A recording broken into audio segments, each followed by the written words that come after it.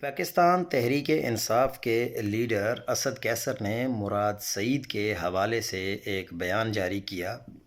کہ مراد سعید چونکہ عمران خان کا حقیقی سپاہی اور نوجوان نسل کا باصلاحیت رہنما ہے، جس نے اپنی انتھک محنت اور جدوجہد کے بلبوتے پر پاکستان کی سیاسی تاریخ میں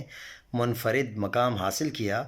ریاستی اداروں کی جانب سے مراد سعید اور ان کے اہل خانہ کو ہراساں کرنے کی سخت الفاظ میں مذمت کرتا ہوں۔ ملک اس وقت امن و امان اور معاشی استحکام کے انتہائی نازک دور سے گزر رہا ہے، لیکن افسوس کہ ریاستی توجہ عوامی مسائل کے حل کے بجائے سیاسی مخالفین کو دبانے پر مرکوز ہے۔ ایسے حالات میں ضرورت اس امر کی ہے کہ تمام ادارے اپنی آئینی حدود میں رہ کر ملک اور قوم کے استحکام کے لیے کردار ادا کریں، نہ کہ سیاسی انتقام کو قومی ترجیح بنایا جائے۔